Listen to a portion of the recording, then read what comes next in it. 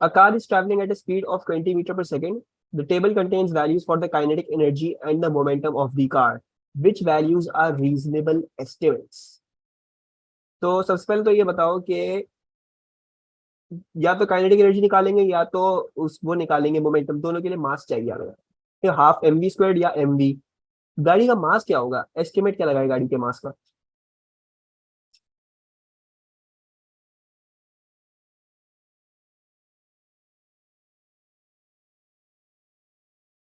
कोई आइडिया कितने कितने केजी की होती होगी गाड़ी?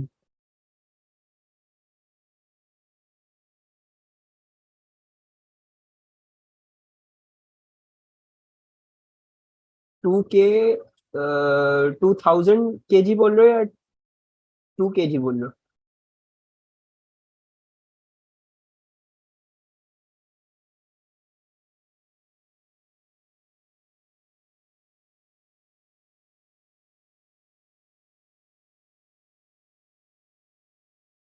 यस, अ गुड एस्टिमेट, ठीक है। So very good.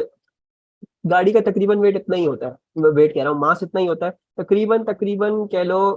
मैं अगर मुझसे कोई पूछे तो मैं उसको 1000 केजी बोलता, ठीक है। लेकिन हाँ, 2000 is also good. I would say 2000 to 3000 KG is a रफली गुड एस्टिमेट, ठीक है, क्योंकि गाड़ी है, इससे ज्यादा नहीं होगा। तो तकरीबन 1 टन की होती है गाड़ी, और 1 टन में 1000 केजी आ जाते हैं, ठीक है। अच्छा, तो अब आपने बेसिकली काइनेटिक एनर्जी वो निकाल देना है, तो काइनेटिक एनर्जी कैसे आ जाएगी? Simple, half. अब जैसे हम मात बोला था, हम 2000 लेते हैं, और वी स्क्वायर 20 स्क्वायर, और मोमेंटम क्या हो जाएगा? मोमेंटम हो जाएगा 2000 × 20। तो आंसर्स क्या क्या आ रहे हैं हमारे पास? ये हमारे पास आ गया 40000, और 40,000 एक आ गया, एंड हमारे पास ये 400,000 आ रहा है, ठीक है। अच्छा, तो मेरे हिसाब से ये तकरीबन जो है, इसको अगर लिख लें तो 4 × 10⁻, 1 2 3 4, ये आ रहा है। और ये 4 × 10⁻, 1 2 3 4 5, तो पावर 5 और मोमेंटम पावर 4 आ रहा है, ठीक है। तो मेरे हिसाब से, हमारे हिसाब से जो है वो this looks the closest answer, ठीक है। सो आई वुड से ए हो जाएगा। अच्छा, फिर पूछ रहे हैं आपसे, what is the unit of resistance when expressed in SI base units? ठीक है, तो रेजिस्टेंस आपको पता है क्या होती है? रेजिस्टेंस आपको पता है, वोल्टेज अपॉन करंट होती है, ठीक है। अच्छा, वोल्टेज क्या होता है, करंट क्या होता है? Voltage you know is work done upon charge, current you know is charge upon time, ठीक है। It's basically the rate of flow of charge, तो D Q by D T होता है।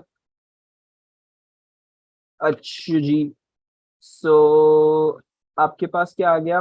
अच्छा, now this is coulomb, sorry, charge क्या होता है? Charge emperor second हो जाएगा, ठीक है। सो चार्ज बेसिकली, सॉरी ये भी कर रहा हूँ, एक सेकेंड, पहले तो ये कर लेते हैं। चार्ज आपको पता है क्या हो जाएगा? चार्ज हो जाएगा आई इंटू डेल्टा टी, ठीक है। So it's basically ampere second, ठीक है। तो चार्ज का आ गया एम्पेयर सेकेंड, वर्क डन का आपको पता है के जी मीटर स्क्वायर पर सेकेंड स्क्वायर होता है, ठीक है। That divide by ampere second. Winter 18 question paper 12। तो आपके पास वोल्टेज के यूनिट्स आ गए हैं, के जी एम्पेयर नहीं, K G metre square, then second -3 ampere -1, this is the units for voltage. And then इसको क्या करना है? इसको करंट से डिवाइड करोगे तो रेजिस्टेंस आएगा। तो वोल्टेज को जब करंट से डिवाइड करेंगे तो रेजिस्टेंस आएगी। तो रेजिस्टेंस क्या आ गई हमारे पास? के जी मीटर स्क्वायर पर सेकेंड क्यूब पर एम्पेयर स्क्वायर, ठीक है। So it should be option B, K G metre square second की पावर -3 एम्पेयर की पावर -2, ठीक है। अच्छा, ये बताएं, क्वेश्चन नंबर 3 का आंसर बताएं जल्दी से। सी में distance is scalar quantity, kinetic energy, energies are also scalar, power is also scalar, pressure is also scalar.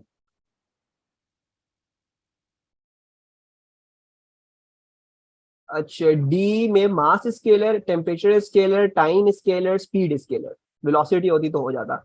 अच्छा, हम बात कह रहे हैं ए, तो acceleration is vector, momentum is vector, velocity is vector, weight is a kind of force, तो weight is also a vector.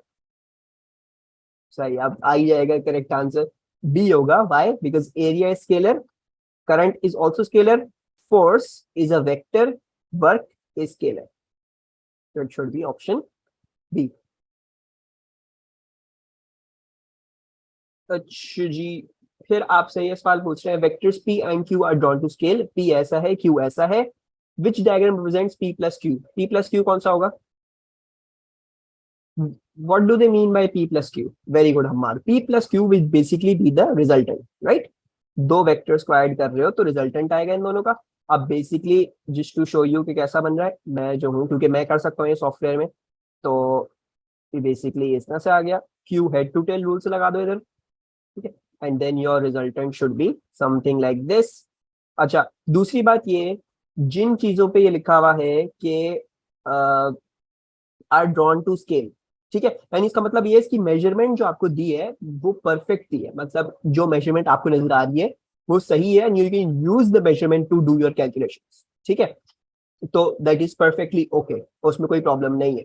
लेकिन कुछ ऐसे सवाल होंगे जहां पे आपको लगेगा कि मैं इसको मेजरमेंट के साथ कर सकता हूँ, लेकिन वो ड्रॉन टू स्केल नहीं होते, उनमें अगर नहीं लिखा हुआ, या जिस भी सवाल में ड्रॉन टू स्केल नहीं लिखा हुआ, उसमें आप जो डायग्राम दी हुई उसमें मेजरमेंट्स लेके कुछ नहीं कर सकते, ठीक है। इसमें अगर यहाँ से इसका हॉरिजॉन्टल के साथ एंगल मेजर कर लेते, ठीक है, और यहाँ से हॉरिजॉन्टल के साथ एंगल बना के ये कर लेते, तो परफेक्ट वेक्टर डायग्राम बनती, परफेक्ट रिजल्ट ना। लेकिन खैर उतनी ज्यादा हमें उसमें डेप्थ में जाने की जरूरत नहीं है, हमें काफी क्लियरली जो है वो दिख रहा है कि रिजल्ट इज लाइक दिस। लेकिन जिस इसके लिए ड्रॉन टू स्केल जहाँ लिखा हुआ है, मेजरमेंट करके कर सकते हो उस सवाल को, जहां नहीं लिखा हुआ वहां वहां पे कोई और टेक्निक होगी, हालांकि लग रहा हो कि मेजरमेंट के साथ हो जाएगा, ठीक है, गोइंग टू बी देयर।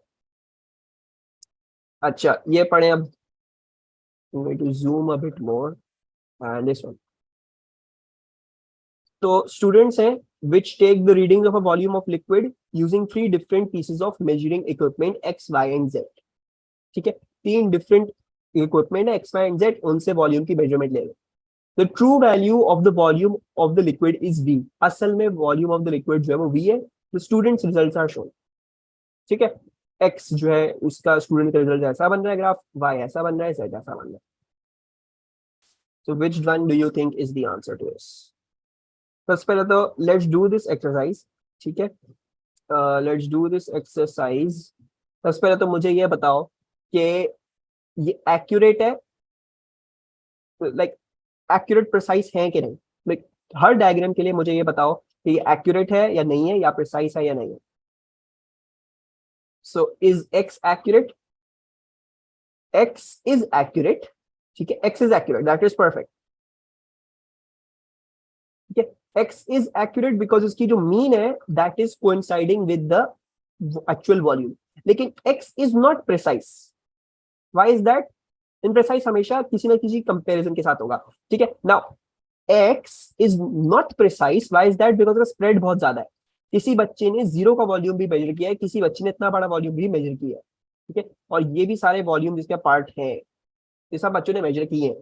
तो ये जो इंस्ट्रूमेंट है इसने एक्यूरेट वॉल्यूम तो दिया है आपको, ठीक है, लेकिन इसने प्रिसाइज नहीं दिया, बहुत ज्यादा स्प्रेड है बच्चों की रीडिंग में, ठीक है। अच्छा, अब वाई को देखो, is Y accurate? Yes, Y is not accurate, बिल्कुल सही। तो वाई इज नॉट एक्यूरेट, इसकी मीन जो है वो वी से कम आ रही है, तो इनएक्यूरेट और प्रिसाइज है। यस, प्रिसाइज है। अच्छा, जेड का बताओ, जेड एक्यूरेट है? Yes, and is it precise?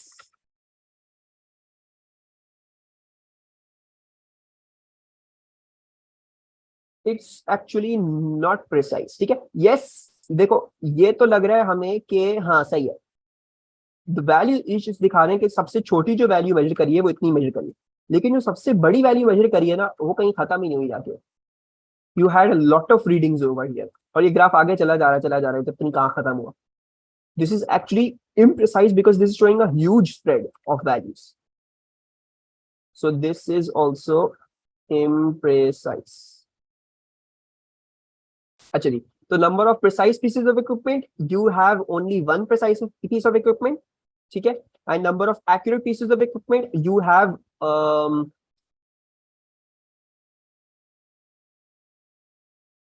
Sorry एक सेकेंड, इसको देखते हैं, सेकेंड इसको देखना पड़ेगा।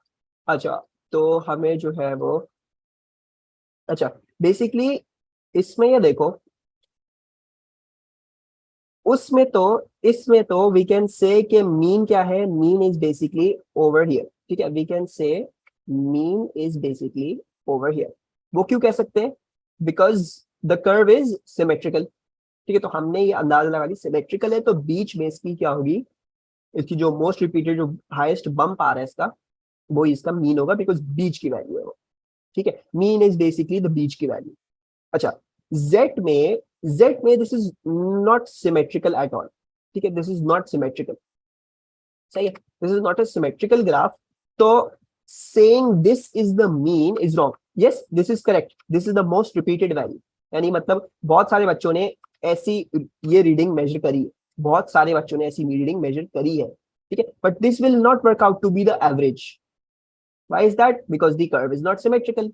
ये कर्व फॉर एग्जाम्पल कुछ ऐसे जा रहा है, ठीक है, तो इसकी एवरेज जो आएगी ना, अगर मैं इसकी बीच की वैल्यू निकालना चाहूं, सो it should be somewhere here may be, ठीक है, यहां तो नहीं होगी सर्टेनली, बिकॉज यहाँ पे ग्राफ जो है वो कंटिन्यू हो रहा है आगे, और मुझे नहीं पता कहाँ जाके खत्म हो रहा है, because it's not enough information have been given us. ऐसा तो नहीं होगा कि ये जो है वो यूं हो गया होगा, डेफिनेटली, वरना वो यूं करके दिखा देते।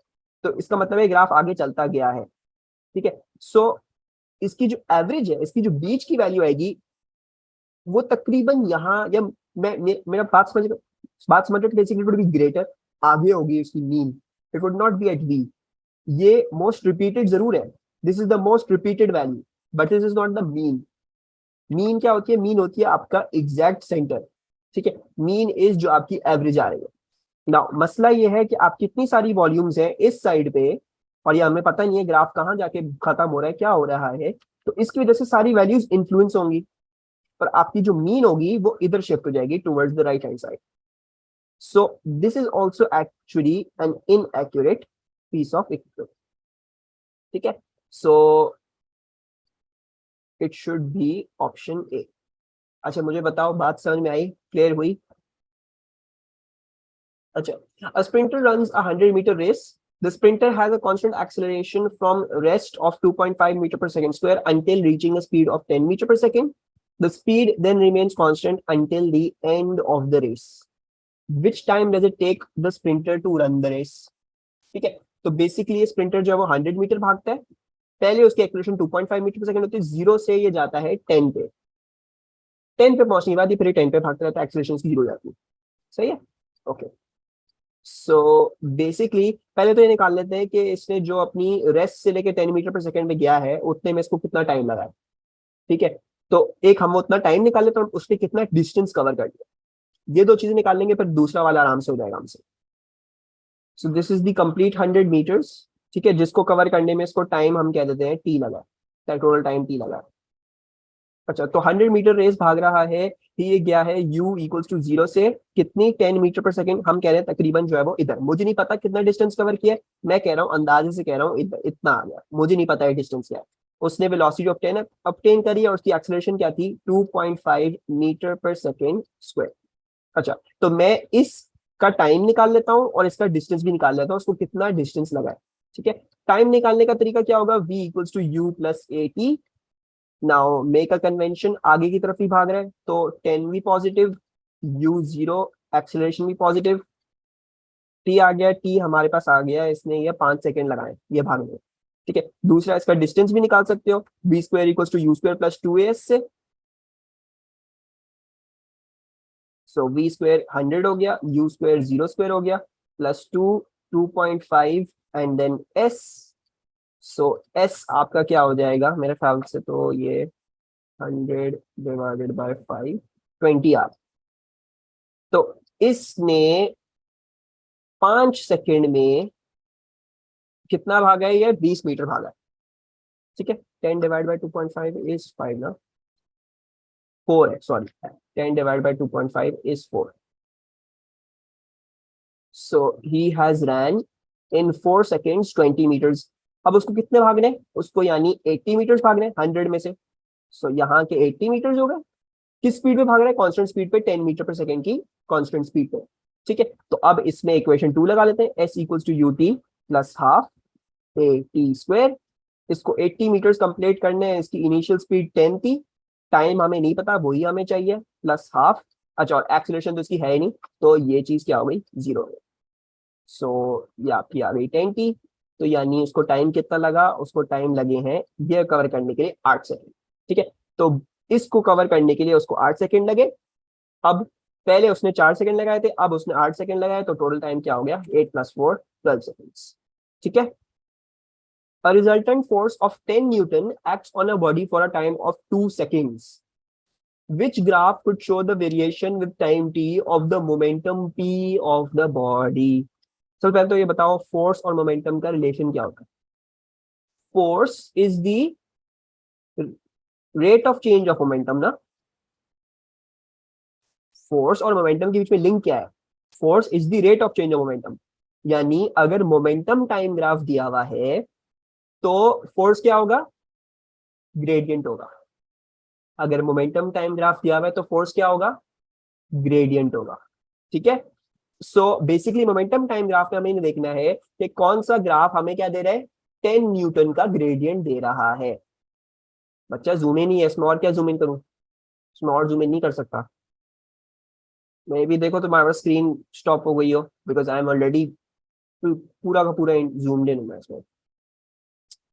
अच्छा, तो पार्ट ए का ग्रेडियंट क्या हो जाएगा, ग्रेडियंट निकालना आप लोगों को आता है, ठीक है, उसमें कोई प्रॉब्लम की बात नहीं है। ये पॉइंट हो गया। अच्छा, you know what, is this 10, this is 10, सही है। तो ये 2, 10 हो गया, वो जो है वो 0, 20 हो गया ये वाला पॉइंट। ठीक है, वो बी वाले कलर भी यही है, ये सारे जो है वो क्या है, ये सारे 2, 0 वाले पॉइंट्स है। ठीक है। अच्छा, तो ग्रेडियंट निकाल लो।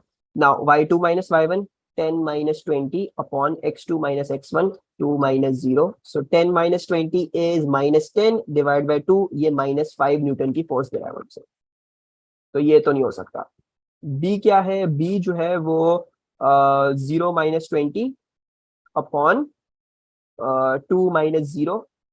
तो मेरे हिसाब से बी ही होगा करेक्ट आंसर, बिकॉज -10 न्यूटन का बेसिक ग्रेडियंट चाहिए था। -10 खुद ही आ गया क्योंकि because gradient of the graph negative ही दिख रहा है, तो -10 ही आना चाहिए था।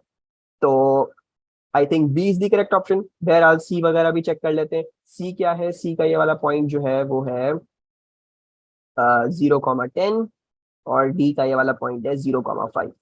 तो सी के लिए 0 - 10 अपॉन 2 - 0, तो ये अगेन -5 न्यूटन आ रहा है। और डी के लिए हमारे पास आ रहा है 0 - 5 अपॉन 2 - 0, तो ये -2.5 न्यूटन आ रहा है। तो बी होगा correct option, because momentum time graph का ग्रेडियंट क्या होता है, इट इज फोर्स। सही है, मोमेंटम टाइम ग्राफ का gradient. Then the acceleration of free fall on the surface of planet is 1/10 of that on the surface of planet Q. ठीक है। So acceleration of free fall जो planet P पे है वो 1/10 है planet Q की। On the surface of P, a body has mass 1 kg and a weight of 1 Newton. What are the mass and the weights of the same body on the surface of planet Q? ठीक है। अच्छा, अगर मैं ये कह रहा हूं कि Q की जो है वो ग्रेविटेशनल एक्सेलरेशन, उसको G बोल लेते हैं, या उसको बोल लेते हैं चलो उसको हम बोल लेते हैं जी बोल लेते हैं, ठीक है, जस्ट फॉर अपनी सेक के लिए। प्लेनेट क्यू पे जो है वो जी है। पी अगर उसका 1/10 है तो पी पे क्या हो जाएगी, पी पे हमारे पास G/10 हो जाएगी। ठीक है। अच्छा, फिर बोल रहे हैं सरफेस ऑफ पी पे मास 1 kg है, वेट 1 न्यूटन है। ठीक है। मास जिस भी प्लेनेट पे चिल्लाओ, मास लेके आओ अपना, जिस भी प्लेनेट पे चिल्लाओ मास आपका वो ही रहेगा। ठीक है, तो पहले तो ये दो ऑप्शन कैंसिल हो गए, 10 तो कभी मास होगा ही नहीं। ठीक है। मास on Q will still be 1 kg। अब ये चेक करना है वेट क्या हो जाएगा। ठीक है। अच्छा, तो आपका वेट जो है वो प्लेनेट पी पे क्या है, वेट आपका 1 न्यूटन है, वेट का फॉर्मूला mg ही रहेगा, वेट 1 न्यूटन। मास क्या है आपका, मास आपका 1 kg है, और इस पे ग्रेविटेशन एक्सेलरेशन क्या थी, G/10 थी। So basically 10 = G। सही है। तो प्लेनेट क्यू की बेसिकली वो है, तो वेट =mg, ये प्लेनेट क्यू का निकाल रहे हैं हम। वेट क्या हो जाएगा, मास वही रहेगा 1, और जी जो है वो 10 है। So basically weight equals to 10, so basically weight on planet Q would be B। ठीक है, उस हिसाब से ये भी गलत हो गया and these two are right। I think we did this। अच्छा, ये पढ़ो question and tell me which one of the answers for question 9। I don't even need to consider the other options, मुझे भी consider भी नहीं करने की जरूरत। इलास्टिक कोलिजन होती क्या है? इलास्टिक कोलिजन में काइनेटिक एनर्जी कंजर्व होती है, लेकिन इलास्टिक कोलिजन की जो इक्वेशन डिराइव करते हो u1 minus u2 equals to v2 minus v1, वो इंग्लिश में यही है कि the relative speed of approach, दोनों बॉडीज जिस स्पीड से एक दूसरे को अप्रोच कर रही हैं equals there relative speed of separation, जिस स्पीड से वो फिर सेपरेट करती है। तो इलास्टिक कोलिजन यही होती है कि जिस स्पीड से आ रही थी रिलेटिव एक दूसरे के, उसी स्पीड से जाएंगी रिलेटिव एक दूसरे के, दैट रिमेन्स सेम। बाकी मुझे जो है वो कुछ और कंसीडर करने की जरूरत भी नहीं है, क्योंकि this is the statement for elastic collision. अच्छा भी, फिर ये क्या है? The diagram shows two identical spheres x and y।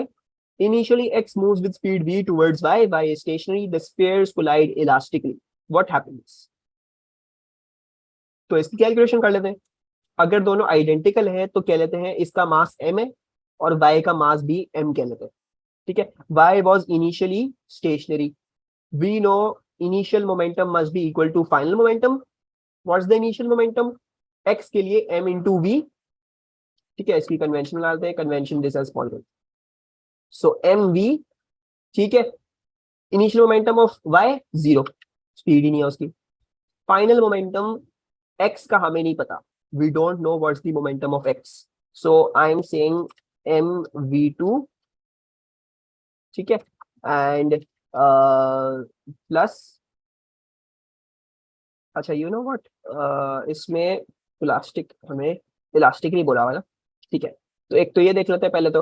अच्छा, मैं इधर जो हूँ वो अभी फिलहाल क्या कर रहा हूँ, I am writing momentum of X plus momentum of Y. ठीक है, अभी इसको थोड़ी देर इसको छोड़ते हैं इधर। बाकी दूसरी क्या है? दूसरी में बोली हुई इलास्टिकली कोलाइड कर रहे हैं, तो we can always check u1 minus u2 equals to v2 minus v1। u1 क्या है? u1 आपकी v है, अगर मैं इसको ऑब्जेक्ट 1 कह लूं तो v आ गई positive, minus u2 minus 0 equals to v2। v2 क्या है आपकी? v2 आपकी जो है वो इस ऑब्जेक्ट की वेलोसिटी होगी फाइनल, वो v2 लिख लेते हैं।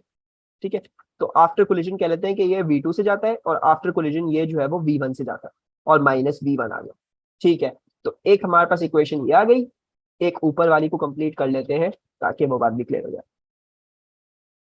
सो ये हो जाएगी mv1 for object x plus mv2 for object y। अच्छा, मास मास मास कैंसिल, उधर से कॉमन लोगे, इधर से मास कैंसिल आउट हो जाएंगे सारे। तो आपके पास क्या आ रहा है? आपके पास आ रहा है v equals to v1 plus v2। ठीक है, अब किसी को भी सब्जेक्ट बनाना अपनी मर्जी से, जो तुम लोगों को जो है वो करना है। I am making v2 the subject, so मैं v माइनस v1 कह रहा हूँ। ठीक है, अच्छा v2 को अगर हमने सब्जेक्ट बना लिया तो ये नीचे वाली इक्वेशन क्या हो जाएगी? ये हो जाएगी v equals to v minus v1 minus v1। ठीक है, अच्छा v v कैंसिल, क्योंकि उधर जाके माइनस होकर सब्ट्रैक्ट हो जाएगा, कैंसिल हो गया, और हमारे पास v1 क्या आ गया? 0 आ गया। x क्या हो जाएगा? x स्टेशनरी हो जाएगा। ठीक है, और y क्या हो जाएगा? y की स्पीड v2 थी, तो v2 v minus 0, v2 will equal to v। तो इससे बात क्या प्रूव हुई? बात ये प्रूव हुई y will move with v to the right and x will stop. So it's going to be option D। A uniform rectangular board is supported by a frictionless pivot at its center point P. Two forces act in the plane of the board. Force F acts at one corner and force 2.5 F acts at corner R. The perpendicular distance between the line of action of force F and the point P is 20 centimeter. The board is in equilibrium. What is the area of the board?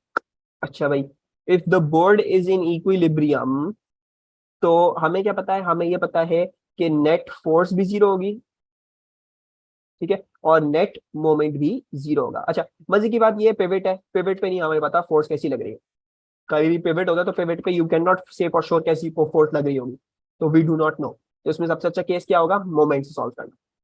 ठीक है, अच्छा now if this is in equilibrium, तो इसका मतलब ये है sum of clockwise moments will equal to sum of anti clockwise moments, और pivot P को ही कह लेते हैं बिकॉज इस पे जो भी फोर्स है हमें वो नहीं पता, हमें वो निग्लेक्ट कर देंगे। ठीक है, अच्छा now if we see this force, तो ये क्या है, दिस इज एंटी क्लॉकवाइज। ठीक है, and this force is clockwise. अच्छा, so anti clockwise moments will equals to clockwise moments. Anti clockwise moment क्या हो गया, फोर्स एफ इंटू 20 सेंटीमीटर्स। सही है, अच्छा और हमें यूनिफॉर्म रेक्टेंगुलर बोर्ड है, हमें दूसरी लेंथ नहीं दी गई। ठीक है, और हमें दूसरी, अब हम इसको कह लेते हैं कि इसका जो परपेंडिकुलर डिस्टेंस है पी से, वो क्या है, वो कह लेते हैं वो एक्स है। सो 2.5 एफ। अच्छा, एफ उधर जाके डिवाइड होगा, एफ और F cancel, 20 divide by 2.5 will be 8। 8 आ गया, 8 जो है वो एक्स हो गया। एरिया निकालना है तो एरिया क्या हो जाएगा, एरिया हो जाएगा 2x इंटू 20। ठीक है, सो 2 टाइम्स 8, ये पूरी length into, so length into breadth या वॉट एवर यू जैसे भी याद करा है। So 20 plus 20 40। ठीक है, so 2 8 16, 16 into 40 is 640 centimeter square. अच्छा, read this question and tell me the answer, इसका क्या होगा। अच्छा, वो इक्विलिब्रियम में। ठीक है, तो इसका मतलब क्या है, वेक्टर ट्रायंगल बनना चाहिए, क्लोज्ड वेक्टर ट्रायंगल बनना चाहिए। ठीक है, तो उसके लिए हमें क्या चाहिए, हमें तीनों डायरेक्शन, तीनों फोर्सेस के वेक्टर चाहिए होंगे। तो वेट नीचे की तरफ, टेंशन कैसी होगी, टेंशन ऐसी होगी। ठीक है, because tension directed toward the centre होती है हमेशा। और काइट के ऊपर अगर फ्री बॉडी डायग्राम बना के देखोगे तो टेंशन जो है वो ऐसी आ जाएगी। और लास्ट चीज आपकी क्या हो गई, लास्ट चीज आपकी ये हो गई है कि ये आ गई आपकी क्या चीज, ये चीज कि आपकी जो ड्रैग फोर्स हो गई, क्योंकि आपकी काइट काइट का बेसिकली अगर मूवमेंट देखे, क्योंकि काइट जो है वो हवा में उड़ रही है। ठीक है, अच्छा टेंशन इसको इधर अपनी तरफ लेके आने की कोशिश कर रही है, वेट जो है वो उसको नीचे की तरफ लेके जाने की कोशिश कर रहा है। तो जो इक्विलिब्रियम में रखने वाली फोर्स होगी, जो हवा होगी, वो किस तरफ होगी, वो दोनों को अपोज करती हुई होगी। एक ऐसा रिजल्टेंट बनाएगी जो दोनों को अपोज कर सके। ठीक है, तो तकरीबन कुछ ऐसा हिसाब होगा ये ड्रैग फोर्स का, कुछ ऐसा हिसाब कि वो वेट को भी कैंसिल आउट कर दे और उसको भी कैंसिल आउट, कुछ इस तरह से होगा। ठीक है, so this is the drag force. अब हमने देखना है कि कौन सा वेक्टर ट्रायंगल बना रहे हैं। ठीक है, वेट इन सब में नीचे की तरफ मार्क हो गए। ठीक है, टेंशन आपने देखी है, टेंशन हमने कैसी बोली है, हमने टेंशन ऐसी बोली है। तो ये वाली डायरेक्शन गलत हो गई और ये वाली डायरेक्शन भी गलत हो गई। और हमने ड्रैग फोर्स कैसी बोली, ड्रैग फोर्स जो है वो हमारी ऐसी होनी चाहिए। सो इट शुड बी ऑप्शन, अच्छा एक सेकेंड, सो वी हैव, अच्छा, और इसमें से हमारी ड्रैग फोर्स अब देखनी है हमें कि हमारी इन दोनों डायग्राम में क्या फर्क है। इन दोनों डायग्राम्स में ये फर्क है कि थोड़ी सी, एक में ज्यादा टिल्टेड ड्रैग फोर्स, एक में क्या है, कम टिल्टेड ड्रैग फोर्स। हाँ सॉरी, ये तो वेक्टर डायग्राम है ही नहीं, क्योंकि इसमें ये तीनों हेड टू टेल तो मिल ही रहे। ये तो गलत डायग्राम बना दिया। इसको देखो, दिस इज एरो, इसका हेड इसकी टेल से मिल रहा है, इसकी इसका हेड इसकी टेल से मिल रहा है, इसका हेड इसकी टेल से मिल रहा है। This is a perfect vector triangle. ठीक है, ये वेक्टर ट्रायंगल नहीं बना क्योंकि इसमें, इन सब में ऐसी भी आइडेंटिफाई कर सकते हैं क्योंकि इन ये सब कुछ, ये सारे क्लोज्ड वेक्टर ट्रायंगल्स नहीं बन रहे हैं, ये गलत बने हैं, इन सब की एरोस की डायरेक्शन गलत है। हेड टू टेल रूल लगा के अगर एक वेक्टर ट्रायंगल बन जाए, उसका मतलब है कि वो चीज इक्विलिब्रियम में होगी। तो all of these are wrong. अच्छा जी, the density of the air in the atmosphere decreases as the height H above the surface of the earth increases. Which graph best shows the variation with height h of the pressure p of the air? So basically बोल क्या रहे हैं उन्होंने, अभी आपको assume करने को आपको ये चीज बताई है कि density of the air in the atmosphere decreases as the height H above the surface of the earth increases. ठीक है, तो यानी अगर आपकी अर्थ जो है वो ऐसी है, ठीक है, और आप लेट से आपकी एटमॉस्फेयर जो है वो यहाँ पे खत्म होती है। ठीक है, और ये आपकी हाइट h है, सही है। अच्छा, this is going to be your height h। अब जैसे जैसे आप हाइट, आप ऊपर जाते जाओगे, हाइट मतलब when will you be going, जब आप जो है वो ज्यादा से ज्यादा हाइट कर आपकी ट्रांसेंड होती रहेगी, तो आपकी जो है वो डेंसिटी कम होती जाएगी, ठीक है। तो with increasing height we have decreasing density. अच्छा, दूसरी बात इसमें समझना बहुत इंपॉर्टेंट है कि प्रेशर जो है, प्रेशर जो होता है आपका, वो हमेशा क्या होता है, प्रेशर ऑल्सो डिक्रीजेस, बिल्कुल परफेक्ट है, बिल्कुल सही बात है, क्योंकि प्रेशर क्या होता है, प्रेशर होता है रॉ जी एच। अगर आपकी डेंसिटी बिल्कुल ना होने के बराबर हो, जैसे एटमॉस्फेयर में स्फेयर तक, स्पेस तक जाते हुए आपकी डेंसिटी क्या हो जाएगी, तकरीबन जीरो हो जाएगी, नहीं मतलब वैक्यूम में पहुंच जाते हो आप, आपकी एयर की डेंसिटी क्या हो गई, जीरो हो गई। तो तकरीबन आप एक सम डेंसिटी की वैल्यू से आप तकरीबन बिल्कुल बेसिकली जीरो पे जा रहे हो, ठीक है। यानी आपकी डेंसिटी जो है वो क्या हो रही है, खत्म हो रही है बिल्कुल, सही है। अच्छा, लेकिन इसको भी थोड़ा सा हमने समझना है कि ग्राफ कौन सा बनेगा, क्योंकि इसमें जो है वो काफी सारे ग्राफ हैं जो डिक्रीज कर रहे हैं, ठीक है। अच्छा ना, अब मैंने बोला तो ये डेंसिटी जीरो हो रही है, ठीक है, लेकिन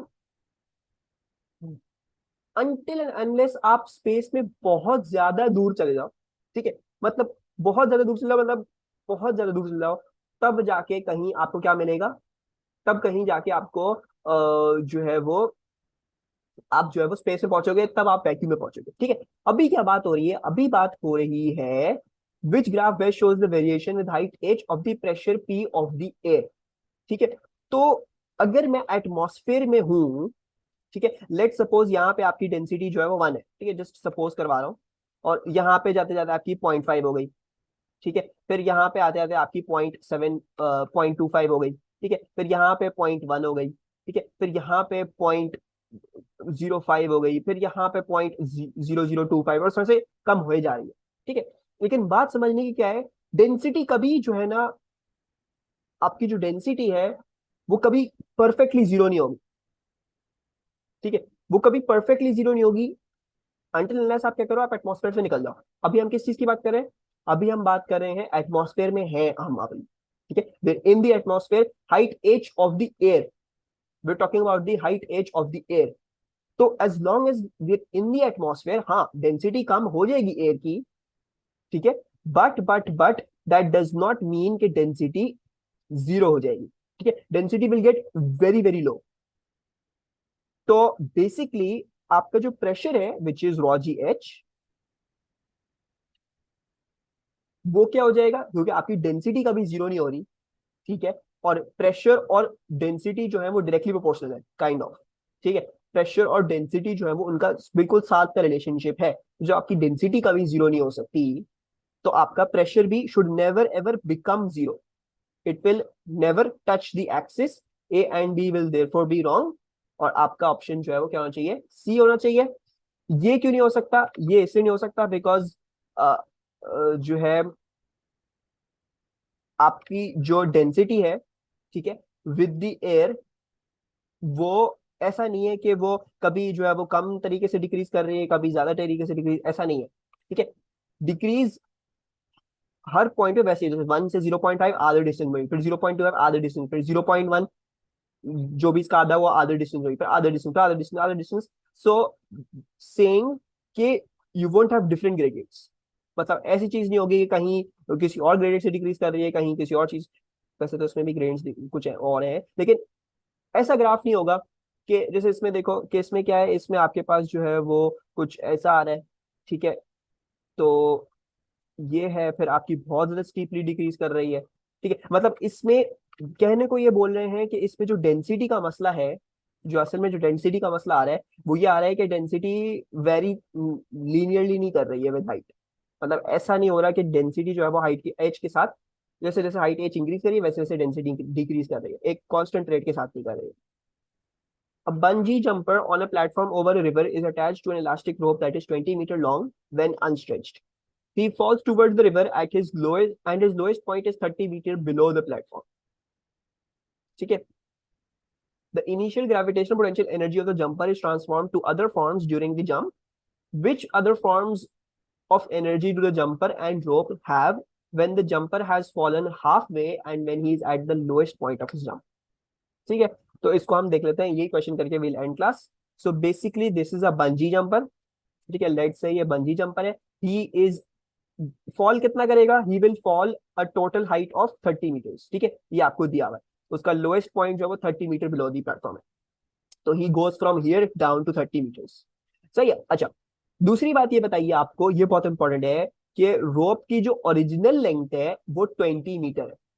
रोप की original length is 20 metres.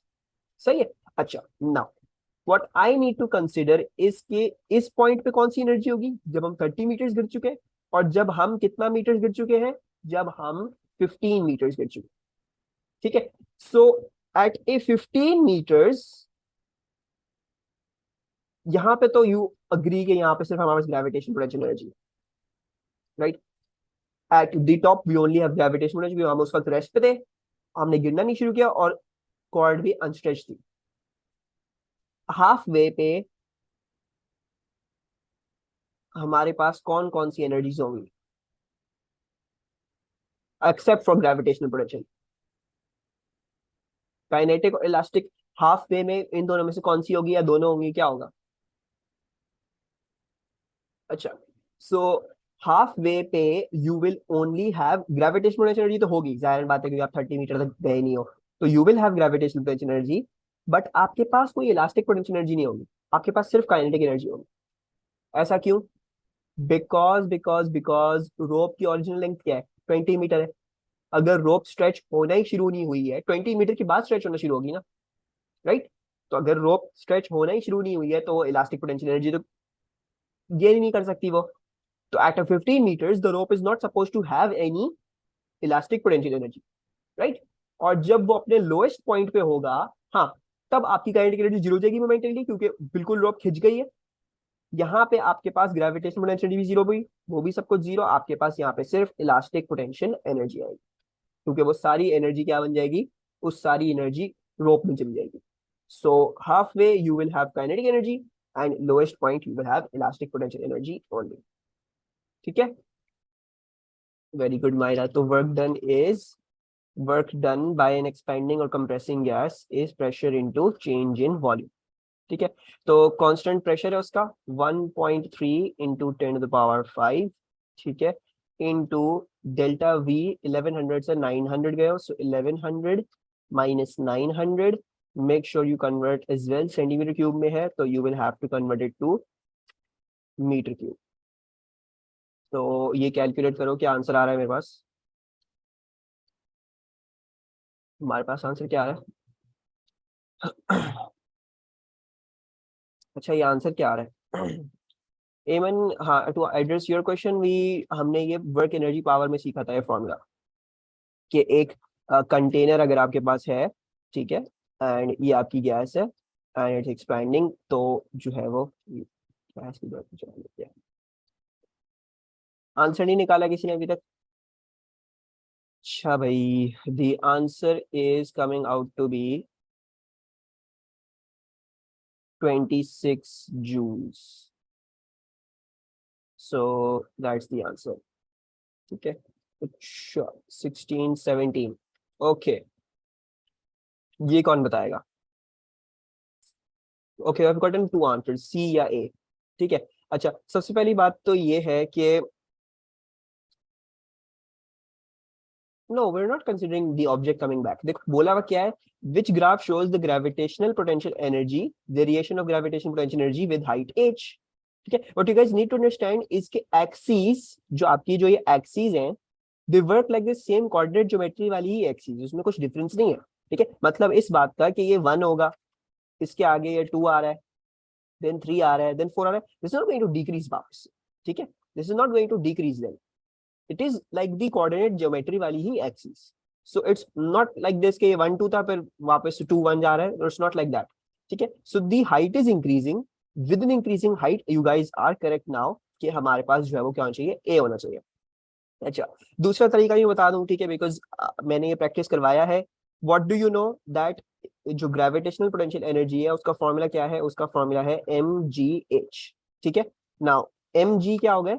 Constants हो गए। अगर एक मास की बात कर रहा हूँ और उसके ऊपर जी तो वैसे ही कांस्टेंट होता है, तो ग्रेविटेशनल पोटेंशियल एनर्जी क्या आ गई, that is coming out to be directly proportional to h, and we did the y directly proportional to x वाला ग्राफ, दैट्स आइदर ना y directly proportional to x वाला graph या तो x होगा या तो माइनस x होगा। तो एक ग्राफ मैंने आपको ये करवाया था, ये डायरेक्टली प्रोपोर्शनल टू x है, ठीक है, और एक ग्राफ जो है वो ये होगा directly proportional to negative x, ठीक है। सॉरी, नेगेटिव x जो है वो इस तरह से जाएगा, उसकी कोई इंटरसेप्ट होगी तो वो यहाँ से इस तरह से हो जाएगा, लेकिन बेसिकली क्या है, स्ट्रेट लाइन होगी। Now the other thing that you need to consider is इन दोनों ग्राफ्स में कैसे डिफरेंशिएट करना है, वो कोई ना कोई लॉजिकल पॉइंट होगा। लॉजिकल पॉइंट क्या, what is the value of gravitational potential energy at zero, height जब आपकी जीरो है तो ग्रेविटेशनल पोटेंशियल एनर्जी क्या होगी, जीरो होगी। So that's the logical point. तो इन दोनों ग्राफ्स में से चूज करने का आसान तरीका ये हो गया कि ये वाला ग्राफ होगा, ठीक है। तो keep this method in mind, ठीक है, ये अच्छा मेथड है, it will help you a lot.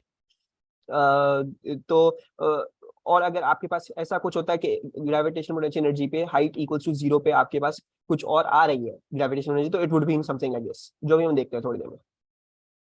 Linear law भी होगा, there is about I would say आपके जो कोर्स में है ना, अबाउट लाइक 4-5 डिफरेंट ग्राफ के क्वेश्चंस, 4-5 डिफरेंट ग्राफ के क्वेश्चन में 4-5 अलग अलग कॉन्सेप्ट्स पे होते हैं वो। तो वो मैं चार देख रहा हूँ, I M probably going to hold a class on that as well, तो वो भी करेंगे किसी दिन, या तो I'm going to put up a recording। अच्छा, a car of mass 1800 kg accelerates along a horizontal road so that its speed increases from 20 meter per second to 25 meter per second in a time of 5.4 seconds. What is the average useful power of the car's engine? Power equals to force into velocity. अच्छा, तो we've gotten two answers. We know power equals to force into velocity and power equals to energy upon time.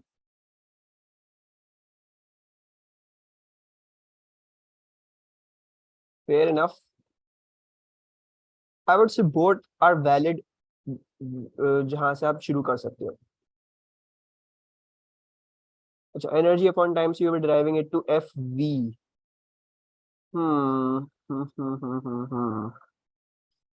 हाँ, you are correct। चलो, let's I'm going to show you, I think I can work out 3 approaches to do this, ठीक है।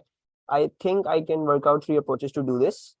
इसमें से सबसे पहले तो मैं ये वाली अप्रोच लेके चल रहा हूँ, power equals to force into velocity. अच्छा, so if I am saying that, तो मैं डेफिनेटली ये लिख सकता हूँ। अच्छा देखो, हमें क्या दिया हुआ है, हमें मास दिया हुआ है, ठीक है, हमें टाइम दिया हुआ है, और हमें जो है वो 2 स्पीड्स दी हुई है, एक इनिशियल स्पीड और एक फाइनल स्पीड, ठीक है। अच्छा, now to calculate force I am going to need, because ये कांस्टेंट मास है, तो ये mass into acceleration into velocity हो गया, ठीक है। अच्छा, तो एक तो हमारे पास जो है वो ये आ रहा है। Okay, now how do I find out acceleration, मुझे टाइम पता है और मुझे दोनों इनिशियल स्पीड फाइनल स्पीड पता है, तो इससे using kinematics equation 1, v equals to u plus at, I know the final speed is 25 or 20, ठीक है। तो final speed is 25, initial speed is 20, acceleration I do not know, time मुझे पता है वो 5.4 सेकेंड है। अगर यहां से एक्सेलरेशन कैलकुलेट करना चाहोगे तो एक्सेलरेशन आपके पास आ जाएगी तकरीबन 25/27। ओके गुड, 1800 और 25/27 आ गया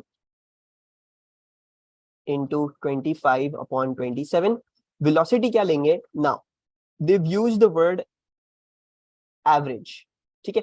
So in that sense I can take the average of these two velocities, ठीक है, because there is not a velocity I can plug in over here, तो मैं इन दोनों की एवरेज ले लेता हूं। इन दोनों की एवरेज हमारे पास क्या हो जाएगी, we will get this as 22.5, ठीक है, this is the average velocity। अच्छा, और इसको कैलकुलेट करोगे, आंसर क्या आ रहा है, it should work out to be 37500, ठीक है। So it is 38 kilowatts, answer तो यही है, ठीक है। Now also let's look at another approach। Another approach क्या हो सकती है, you could have said कि पावर क्या है, that is I would rather say it's work done upon time, ठीक है, इस कॉन्टेक्स्ट में थोड़ा ज्यादा सही बैठ रहा है। वैसे एनर्जी अपॉन टाइम भी होता है, उसमें नहीं, वो एक और अप्रोच करवाऊंगा तो वो भी समझा देगा। अच्छा, वर्क डन को कैसे लिख सकते हो? वर्क डन हो सकता है force into distance upon time, ठीक है। अच्छा, now you can also calculate the distance, क्योंकि आपको शुरू की बाद की वेलोसिटीज दी हुई है, टाइम भी दिया हुआ है, ठीक है। सो मे बी सपोज यूजिंग, और आपने एक्सेलरेशन भी ऊपर निकाल ली है, ठीक है, तो वो ले लो, या v square equals to u square plus 2as लगा लो, तुम्हारी मर्जी है। V square equals to u square plus 2as, v square क्या हो जाएगा? वी स्क्वायर 25 स्क्वायर हो जाएगा, यू स्क्वायर 20 स्क्वायर हो जाएगा, प्लस 2, एक्सेलरेशन आपने ऊपर ढूंढनी है, वो 25/27 हो गई, और डिस्टेंस जो है वो आपने निकालना है। सो इधर से आपका डिस्टेंस आ जाता है 121.5, that is coming out to be your distance. अच्छा, ये आ गया। देन अगेन फोर्स कैसे आएगी? Mass into acceleration into distance upon time. Mass आपका क्या था? मास आपका 1800 था, 1800 into 121 point, sorry 1800 into acceleration क्या थी? 25/27 into 121.5 and upon the time, ठीक है। तो इस अप्रोच में ये देखोगे कि हुआ क्या है कि you have gotten rid of that assumption वाला फैक्टर, एवरेज वेलोसिटी लेने की जरूरत नहीं पड़ी, ठीक है, क्योंकि हमने अज्यूम किया कि उसने बोला हुआ था एवरेज यूजफुल पावर निकाला, तो हमने एवरेज वेलोसिटी निकाल दी थी। इसमें हमने कुछ एवरेज एवरेज कुछ नहीं किया, हमने साफ शफाफ बिल्कुल प्रॉपर वर्किंग करी है, ठीक है। तो I would say this approach is a little bit better. दूसरा, ये एक और फॉर्मूला में हमें दिया था which was power equals to energy upon time, जिसको मैं अब एक्सप्लेन करने बैठूंगा तो वो थोड़ा और क्लियर हो जाएगा। अच्छा, नाउ यू डू नो कि इसकी वेलोसिटी इंक्रीज कर रही है, और मैं इसकी आराम से, क्योंकि मुझे मास भी दिया हुआ, फाइनल वेलोसिटी, इनिशियल वेलोसिटी भी दी है, तो मैं इसकी इंक्रीज इन काइनेटिक एनर्जी निकाल सकता हूँ, right. So let's work out it's increase in kinetic energy. वो क्या हो जाएगी? वो हो जाएगी half m v square minus you square, so 25 square minus 20 square. अच्छा, ये 1800 हो गया, then 25 square minus 20 square, then divided by your time. So इधर से भी आपके पास वही आंसर आ जाएगा, इधर से भी वही आंसर आ जाएगा, और ऊपर वाली अप्रोचिंग वर्क से भी, मेथड से भी वही आंसर आ जाएगा। So this is like 3 different ways to look at the same question, ठीक है। नाउ जो आपको बेहतर लगे, in my opinion the most easiest was the kinetic energy वाली, बिकॉज उन्होंने जो है वो दोनों स्पीड्स दी है, फाइनल इनिशियल, और उन्होंने मास दिया है। काइनेटिक एनर्जी सीधा सीधा आ गई, टाइम से डिवाइड करोगे आपके पास एनर्जी आ जाएगी, ठीक है। अच्छा जी, now I want you all to look at question number 19 and give me an answer. Okay, now here again, very good Myra, here again it is it's going to be very useful referring to that technique जो भी हमने थोड़ी देर पहले करी. A variable force is applied to ensure that a constant power is supplied to a train. Okay, now force और velocity और power का जो हमारे पास फॉर्मूला है वो है power equals to force into velocity. अच्छा, मुझे फोर्स और वेलोसिटी को करना है, फोर्स वाई एक्सिस पे, वेलोसिटी एक्स एक्सिस पे, जैसे भी है, I am just trying to work out the relationship. तो ये हो गया पावर अपॉन वेलोसिटी, ठीक है। अच्छा, अब उन्होंने क्या बोला था? उन्होंने बोला था पावर जो है वो आपकी क्या है? कांस्टेंट है, so that means force is inversely proportional to velocity, ठीक है। And the graph of Y is this one, इस वाले का ग्राफ जो था वो है ऐसा, 1/x ग्राफ जो होता है वो ऐसा होता है, ठीक है। So this is an easy way to look at questions mathematically. इसमें आपको ही नहीं सोचना पड़ेगा कि जब फोर्स इंक्रीज कर रही है, वेलोसिटी इंक्रीज कर रही है, वेलोसिटी इंक्रीज करते हुए फोर्स बहुत कम हो जाएगी, फोर्स इंक्रीज करते हुए वेलोसिटी बहुत कम हो जाएगी, ठीक है। और ये भी नहीं सोचना कि कभी एक्सिस टच कर रही है नहीं कर रही है, इसकी लॉजिकल एक्सप्लेनेशन भी है। लॉजिकल एक्सप्लेनेशन क्या है वो भी देख लेते हैं कि पावर जो है वो क्या है? वो फोर्स इनटू वेलोसिटी है। अगर पावर कांस्टेंट है तो जाहिर बात है जब वेलोसिटी इंक्रीज करेगी तो फोर्स को डिक्रीज होना पड़ेगा, तो इसीलिए हेंस ओवर हियर जैसे जैसे वेलोसिटी इंक्रीज कर रही है फोर्स को डिक्रीज करना पड़ेगा, और सिमिलरली जब आपकी वेलोसिटी डिक्रीज कर रही है तो आपको फोर्स को इंक्रीज करना पड़ेगा, so that you have a constant. Velocity decrease करिए तो फोर्स को इंक्रीज करना होगा, it's supposed to be a constant, ठीक है। तो इसीलिए जब फोर्स इंक्रीज कर रही है तो वेलोसिटी बहुत ज्यादा कम हो रही है, ठीक है, but none of them can become zero. Why? Because जब वो जीरो हो गए तो पावर क्या हो जाएगी, पावर जीरो हो जाएगी, तो ऐसा नहीं हो सकता। ठीक है, so this is the logical explanation. So there are couple of methods but I generally prefer the mathematical method. ये बहुत काम आता है। ठीक है, इसमें बहुत दफा सोचना भी नहीं पड़ेगा क्या हो रहा है क्या नहीं हो रहा, you can do it very easily. Okay जी। A metal cylinder is able to withstand a compressive force of 4 kilonewtons। ठीक है, 4 kilonewtons की compressive force withstand कर लेता है without deforming plastically। सबसे पहले तो मुझे बताएं प्लास्टिकली का मतलब क्या था, what was a plastic object? अच्छा, if I'm going to define a plastic object की वो क्या होगी, डेफिनेशन क्या होगी?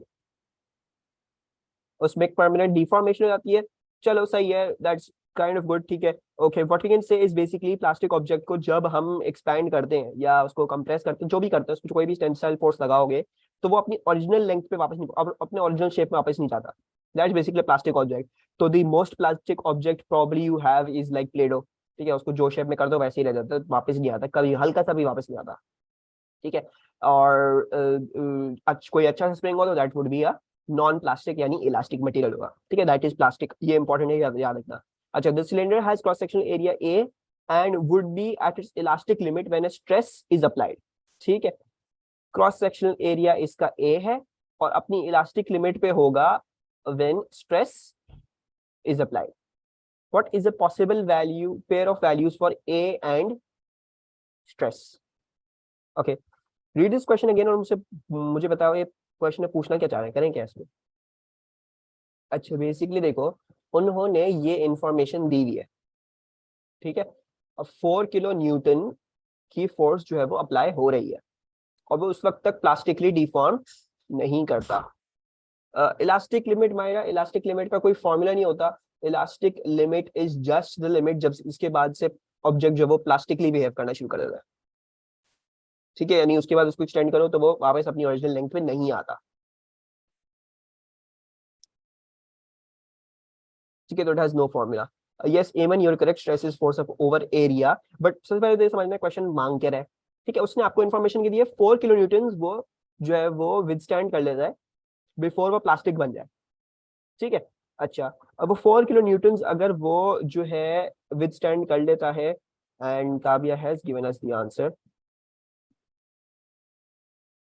नहीं, ताबिया गलत है आंसर। तो उन्होंने आपको ये नीचे भी पढ़ो क्या दिया हुआ है, नीचे ये दिया हुआ है कि इलास्टिक लिमिट तब आती है इसकी जब इस पर स्ट्रेस ये अप्लाई हो रहा है, एरिया इसका ये है।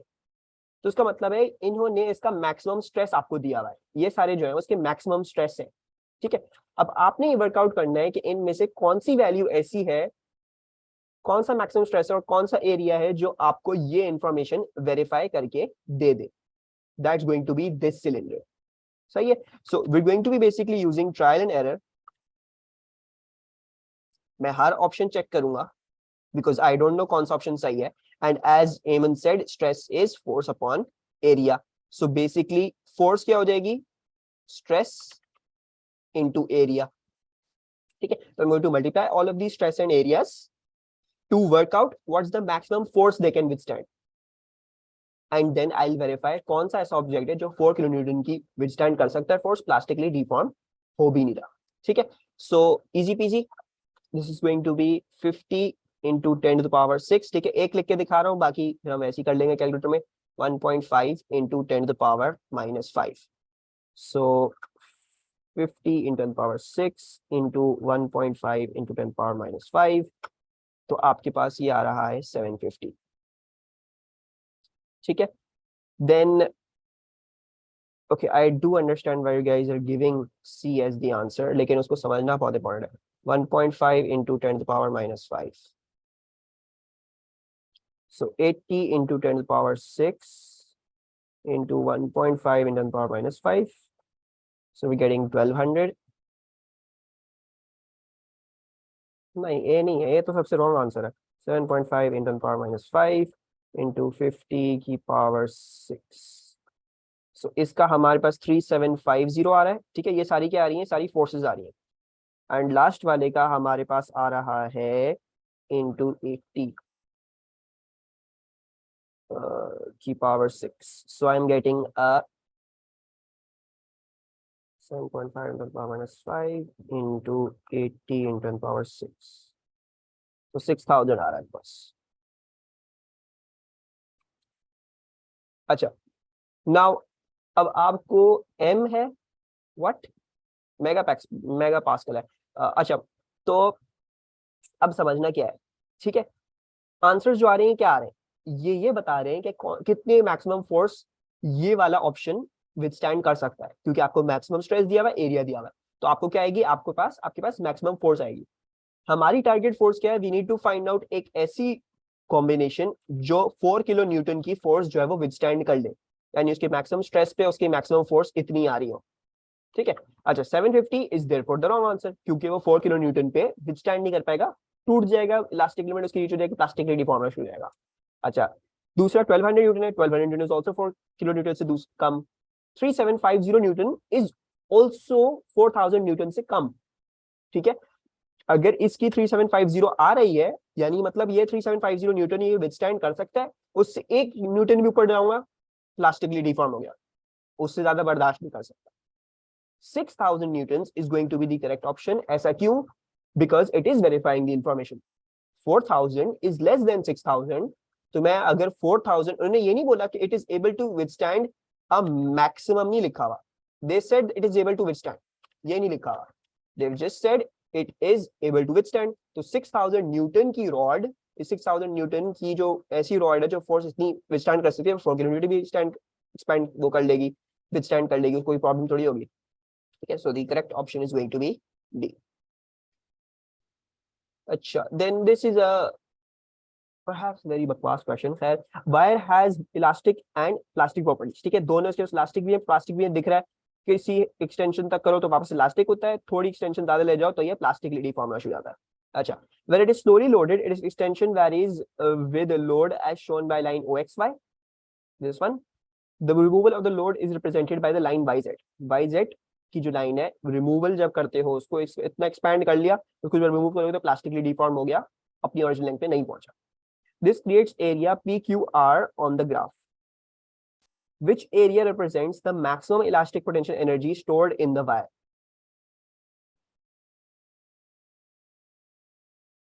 अच्छा, इस क्वेश्चन में ना I feel like there is bit of a problem, ठीक है, bit of a mess the CAI examiner has made with this question, ठीक है।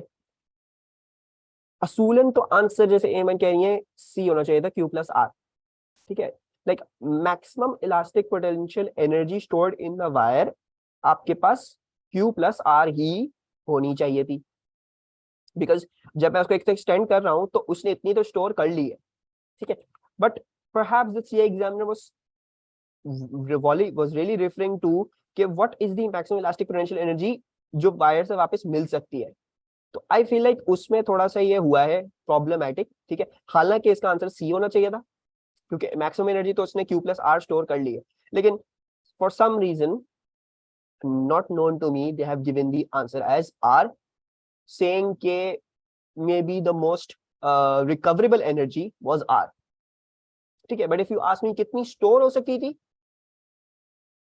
नहीं, इफ यू आस्क मी कितनी स्टोर हो सकती थी, ठीक है, जैसे मायरा अगर तुम मुझसे पूछ रही हो कि एक स्प्रिंग में कितनी स्टोर हो सकती थी मैक्सिमम, Q+R स्टोर हो गई, वो अलग बात है, Q पर हीट एनर्जी बन गई है, ठीक है।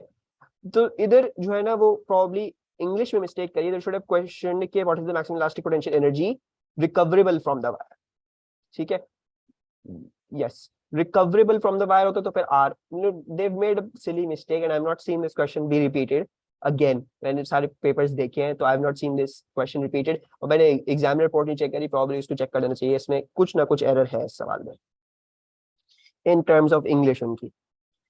अच्छा, सो डोंट इतनी ज्यादा फिक्र नहीं करो उस क्वेश्चन की, ठीक है, don't make your concepts bad if they ask energy lost. अच्छा, if they are asking you energy lost then it's going to be Q, definitely Q, ठीक है, बिकॉज ये सारा क्या है, हिस्टेरेसिस लॉस बनेगा।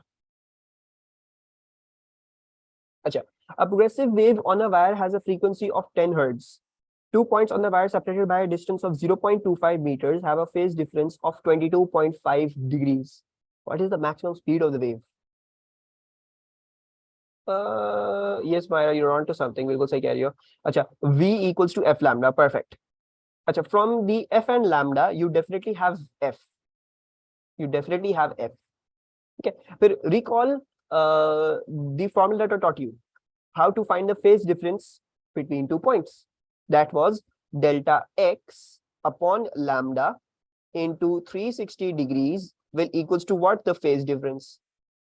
ठीक है, तो मैंने उस वक्त फेज डिफरेंस नहीं लिखा हुआ था, अगर मैंने ये वो नहीं लगा। तो डेल्टा एक्स क्या है? डेल्टा एक्स इज 0.25, इतने ये दोनों सेपरेटेड हैं। So delta x is 0.25, lambda is I have no idea, 360 degrees, and the angle is 22.5 degrees. So work it out. lambda मेरे पास, एक मिनट आपसे बता रहा हूँ, I don't know आंसर क्या है इसका। lambda मेरे पास आ रहा है 4 meters. Yes, so it will be 40. Very good. So it is 40 meter per second. Okay, any problems with this question? Okay, now let's do this. Let's see how well you remember waves. ये क्या है? When a guitar string is plugged, it causes a longitudinal sound wave in the air as shown. The speed of sound in the air is 340 meter per second. What is the approximate frequency of the sound wave shown? So again, node and antinode. I don't think there is a stationary wave forming. They've not told you that a stationary wave is forming, and this is certainly not that. Lambda equals to 0.5. Yes Myra, very good.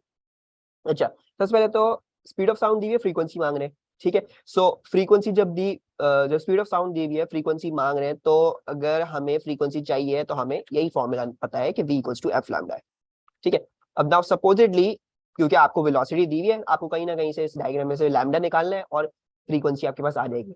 अच्छा, now recall, ये जो है वो एक longitudinal का वो दिया हुआ है, लाइक बेसिक डायग्राम दी हुई है, like you know that this is a compression, ठीक है। फिर ये क्या होती है? फिर ये रेयर फ्रैक्शन होती है, ये पूरी जो खुली सी जगह है, this is going to be called a rarefaction. Then again you have a compression over here, ठीक है। So somewhat like that, is not a stationary wave, ठीक है। Do not confuse this with C and R, वही। अच्छा, I didn't get that short form. तो the lambda is a compression plus a rarefaction, a complete compression plus a complete rarefaction, and that is approximately working out to be 0.5. Approximately working out to be 0.5. So I'm taking lambda as 0.5. Acha. Now velocity, frequency we do not know, and yeah, 0.5. So the frequency is going to work out to be 680 hertz. The answer is B. Okay. The sound from a loudspeaker placed above a tube causes resonance of the air in the tube. A stationary wave is formed with 2 nodes and 2 antinodes as shown. The speed of sound in the air is 340 meters per second. What is the frequency of the sound? Yes, amen. Node to node is half lambda, and yes, half side is A. Very good. Very good. So yeah, so you guys are correct. You just need to look at the transitions. एक transition, दो transition, तीन transition. So basically 3/4 lambda is equivalent to what? 60 into the power minus 2. One transition, two transitions, three transitions. 3/4 lambda is equals to 60 into the power minus 2. Lambda therefore works out to be 0.8 meters. ठीक है, ये हमारे पास lambda आ गया। अब v equals to f lambda में डाल दो। Velocity आपके पास 340 है, फ्रीक्वेंसी हमें निकालनी है, लैम्डा हमारे पास 0.8 आया हुआ है, फ्रीक्वेंसी हमारे पास आ गई है 425 हर्ट्ज, ठीक है, which is approximately equivalent to 430 hertz. That's your answer.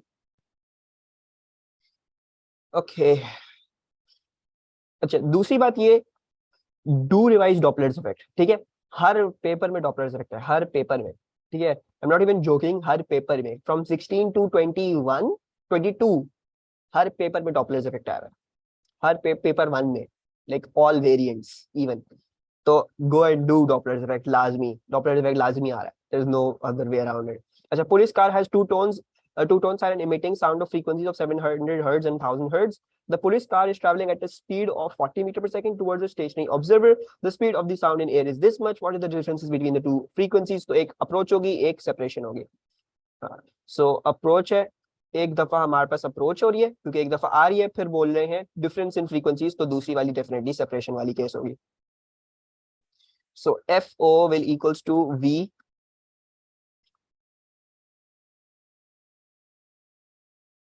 upon V minus VS.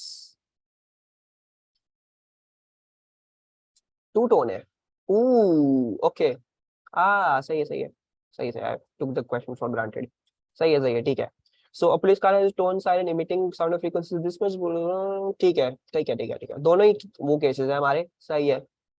So just take one with 700 and दूसरा वाला जो है वो ठीक हो गया. I just misread the question, मैंने कंप्लीटली जो है इग्नोर कर दी चीज. खैर सही है. तो ये आ गया आप लोगों के पास और ये आ जाएगा. Just calculate this. दोनों अप्रोच वाले केसेस थे. सो I have no idea what the answer is. Give me a calculator. 340 upon 340 minus 40 into 700. So this is a 793.33. That's a huge frequency. 340 upon 340 minus 40 into 1000. So that's about 1133.33. Okay, so somewhere around 340, I guess. So that's the difference. So 1133 minus 793. बहरहाल.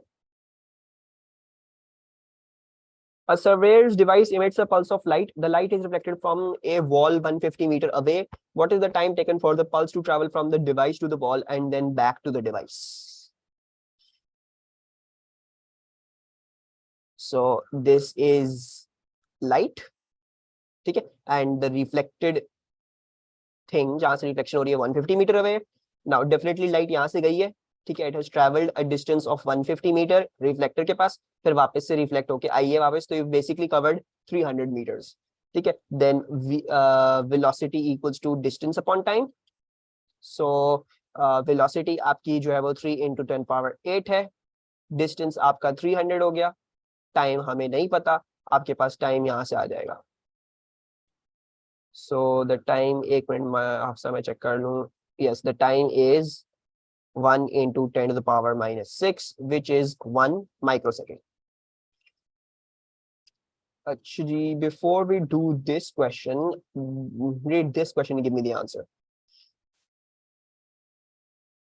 Yes, very good. So never in diffraction the wavelength changes, ठीक है. wavelength कभी change नहीं होती है. Neither the frequency going to change. The wavelength, the frequency, both are going to remain the same. We discussed this in class. And obviously जब भी equal to the wavelength के comparison में एक जो है वो कोई भी चीज पास कर रही है स्लिट में से या गैप में से, तो it will most definitely diffract, ठीक है. So that's that. अच्छा, progressive sound waves of wavelength 20 centimeter enter the air columns in a closed pipe and an open pipe tube. The lengths of the pipes are shown. ठीक है, दोनों एक open pipe है, एक close pipe है. एक open pipe है, close pipe. In which pipes are stationary waves formed. अच्छा, और स्टेशनरी वेव जो फॉर्म होनी है उसकी वेवलेंथ जो है वो 20 सेंटीमीटर है. How do I even do this question? Not be. Are you saying कि क्योंकि इसकी क्लोज्ड एंड है इसलिए? I don't think I've definitely done a case with you where you have open ends at both ends, ठीक है. So like जब आपके पास दोनों साइड पे open end होता है तो you have antinodes forming at both ends, ठीक है. So something like this, yeah, something like this. You can have that. You can have both antinodes forming. मतलब बेसिकली इसमें होता है, इस वाली केस में होता है कि यहाँ से वेव गई, कहीं गई होगी, वापस रिफ्लेक्ट करके it came back again. So it's forming like that way, ठीक है. So you can just identify it based on just that. नहीं इसको प्रूफ तो करो. हो सकता है नाइदर पी नॉट क्यू हो सकता है द हार्मोनिक डजंट मैच. हो सकता है दोनों में से किसी में भी हार्मोनिक नहीं बन रही हो, तो स्टेशनरी वेव बन ही नहीं सकती हो. because there is a very peculiar wavelength ना, there is a constant wavelength of 20 centimeters that's being sent in both of them. ठीक है, so अब हमने इसको वर्कआउट कैसे करना है, ये कौन बताएगा मुझे? सर क्यू में अगर 50 सेंटीमीटर है तो उसमें दो वेवलेंथ और हाफ बन रही है,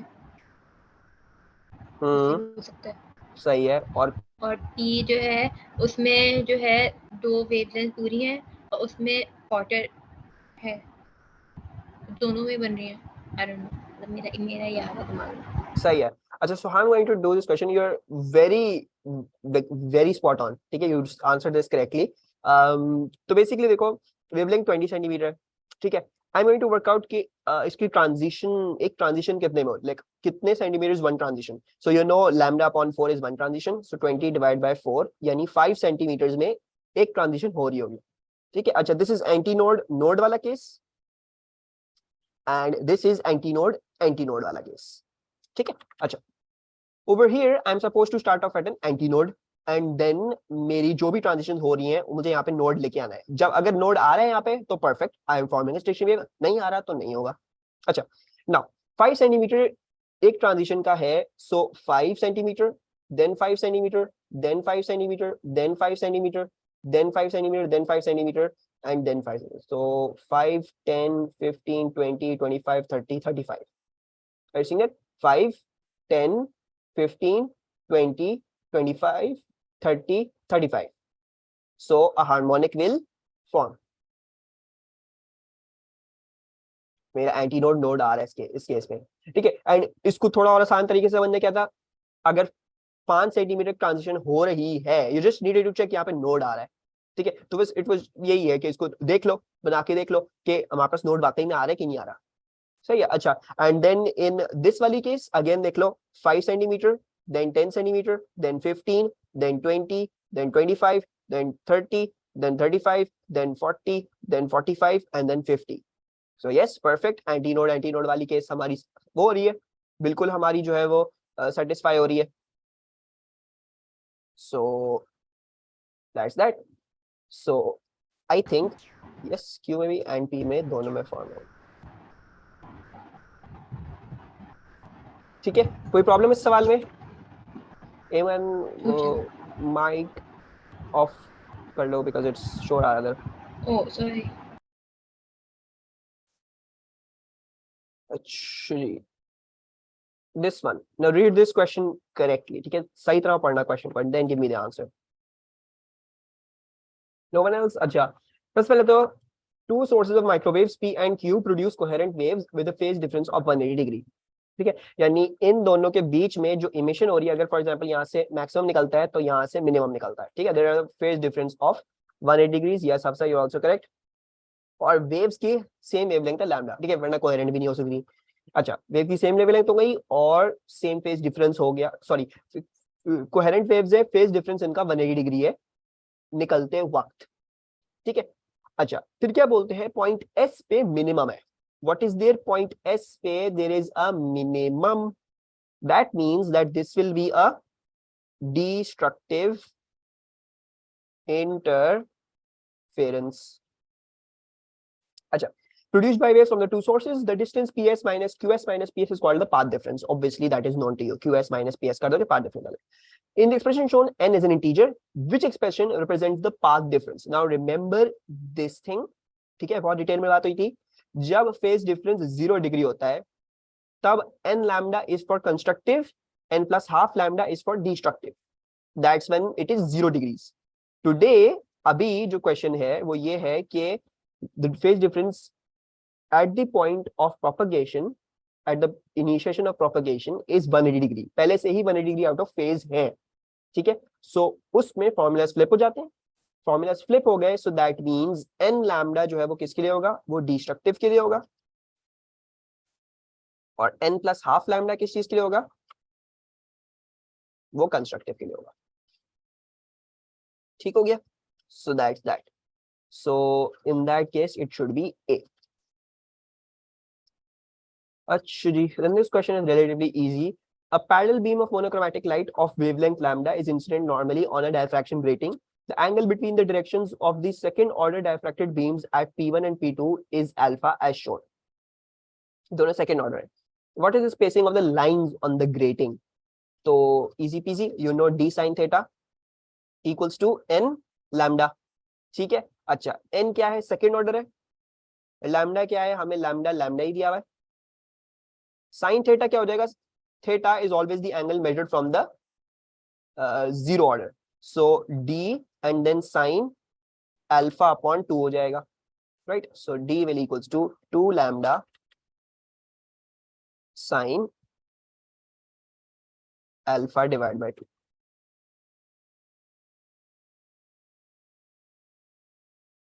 अपॉन 2 इसलिए बिकॉज थीटा जो होता है, जो इसमें इस इक्वेशन में थीटा जो जाता है, that is always measured from the zero order. Alpha क्या है? अल्फा दोनों सेकंड ऑर्डर के बीच में दिया हुआ है. अगर मैं इसको डिवाइड बाय 2 कर दूं तो मेरे पास सिर्फ वो आ जाएगा जो मेरे एंगल है, जो इस इक्वेशन में जाता है एंगल. ठीक है. So it's going to be C30C I guess. या अच्छा, these questions not in course. फिर उसके बाद ओके, जल्दी से ये वाला question 33. Very good. Then an electrical device of fixed resistance 20 ohms is connected in series with a variable resistor and a battery of electromotive force 16 volts and negligible internal resistance. What is the resistance of the variable resistor when the power dissipated in the electrical device is 4 watts? I square V is not a formula. I square R है वो formula. ठीक है. या तो VI है. You have formulas power के लिए IV, I square R and V square over R. ठीक है. अच्छा, so yes, let's first of all find out the current through the circuit. ठीक है. वो निकाल लेते हैं. वो पावर इक्वल्स टू IV से आ जाएगा. ठीक है. अच्छा, पावर हो गई आपकी 4. करंट हमें नहीं पता. वोल्टेज भी हमें नहीं पता. अच्छा, वोल्टेज हमारे पास नहीं है इस डिवाइस का. सो आई स्क्वायर आर ले लेते हैं. Sorry. So I square R ले लेते हैं. अच्छा, आई स्क्वायर क्या हो गया? आई स्क्वायर आपके पास ये आ गया है. रेजिस्टेंस आपकी जो है वो 20 आ गई. ठीक है. And then 4 divide by 20 square root answer. Your current current क्या आ रहा है? 0.447 समथिंग. हाँ, ठीक है. अच्छा, तो let's take 0.44 as the current. Okay. Now still you need either the resistance of this या तो वोल्टेज चाहिए इसका. ठीक है. क्या करें? रेजिस्टेंस या वोल्टेज इसकी कैसे आएगी? Power equals to I V. हाँ, you're correct. Power equals to IV. Yes, you're correct. But do you know the voltage across this variable resistor? Voltage कैसे निकालें इसके ऊपर से? EMF पता है. But if you're working out the power of this resistor, तो इसका voltage चाहिए होगा, not the EMF. EMF अगर ले लोगे तो EMF तो बैटरी की पावर दे देगा.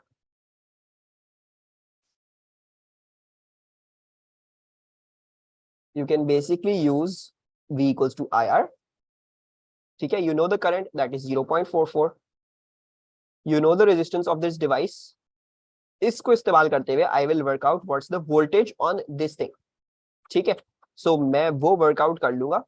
And we are getting 20 into answer. We are getting 8.94 तकरीबन. सो दैट मींस यहाँ पे जो आपका वोल्टेज जो है वो 8.94 है. ओके. सो दैट मींस 16 में से 8.94 निकाल दो, वो यहाँ पे होगा. So that is 7.06. ठीक है. And then now you plug this in. 0.44 into 7.06. So 0.44 into 7.06. So you are getting, we need the resistance of this. Okay, we need the resistance of this. ठीक है. तो हमें पावर नहीं लगाना दोबारा. Let's just use V equals to IR. ठीक है. Voltage आ गया इसका. करंट आ गया आपके पास इसका 0.44. तो रेजिस्टेंस आपने इसकी निकाल देंगे. So you are getting 16 ohms as your answer. लगता है आज सिर्फ एमन पढ़ रही है. I'll come back to this question, थोड़ा लंबा है, and let's do this. अच्छा, a battery of negligible resistance may be connected between any 2 points P, Q, R and S of the network of resistors shown. Which connections will give the largest current and the smallest current in the battery? हाँ अच्छा, सो ऐसा करते हैं, again trial and error basis पे ही होगा. ठीक है, हमें ये सारे ऑप्शन चेक करने पड़ेंगे, कौन सा हमें लार्जेस्ट करंट दे रहा है, कौन सा हमें स्मॉलेस्ट करंट दे रहा है. ठीक है, ओके. तो let's start making the thing. इन्होंने बोला है कि एक बैटरी ऑफ नेग्लिजिबल रेजिस्टेंस. ठीक है, और बैटरी का वोल्टेज नहीं दिया, तो we can take any battery. ठीक है, या हमें थोड़ा सा आसानी से वर्कआउट करना शुरू. Let's first workout eight option A. ठीक है, ऑप्शन ए क्या बोल रहा है? ऑप्शन ए ये बोल रहा है कि यू ग्रैब दिस सर्किट और PQ के ऊपर बैटरी लगा दो. So we grab this circuit और हम जो है वो क्या करेंगे, we will put the battery upon PQ.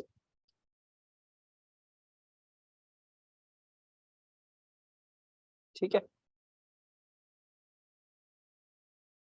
That is going to be our battery. और दूसरा पार्ट क्या है ऑप्शन ए का? PR के अक्रॉस बैटरी लगा दो. ठीक हो गया. So basically grab this circuit and connect the battery like this. ठीक है, P और R के बीच में.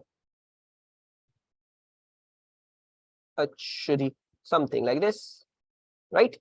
Okay, I'm going to redraw this because as I said, इसमें से आप लोगों को सेंस नहीं बनेगा. So draw the junction वाली चीज अलग अलग. ठीक है, अच्छा.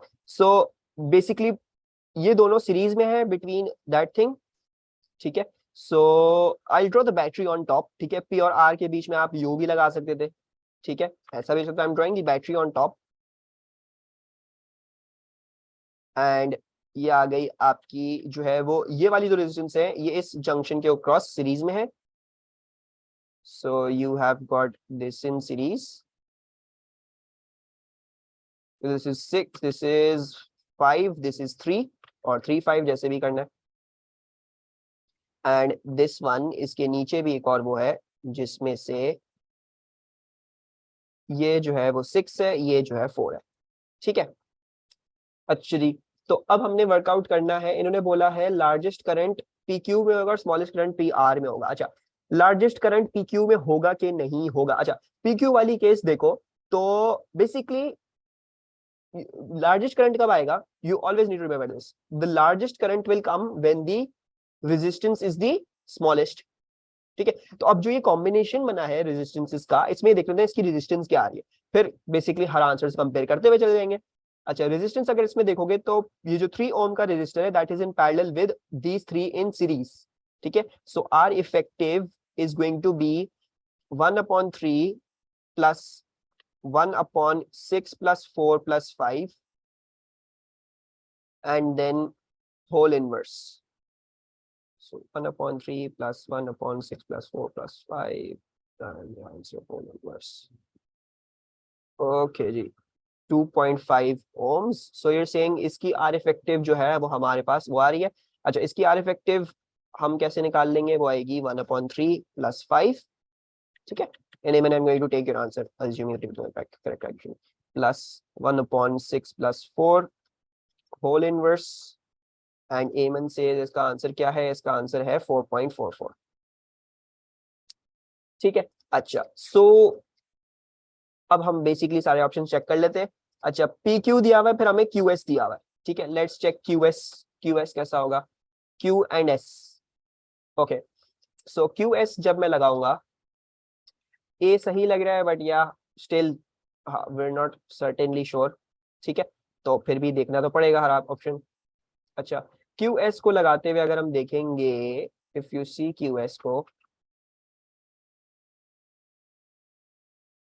अच्छा Q और S के बीच में 3 और 6 सीरीज में हो जाएंगे और 5 और 4 सीरीज में जाएंगे. 3 6 सीरीज में, 5 और 4 सीरीज में, क्योंकि QS पे लग रहा है. So this is 3 and 6, 3 6 5 4. इसकी R इफेक्टिव भी निकाल सकते हैं बहुत आसानी से. This would be 1/9, 1/3 plus 6 plus 1 upon 5 plus 4 and that works out to be 4.5 I guess. It should be working out to be 4.5. 4.5 ठीक हो गया।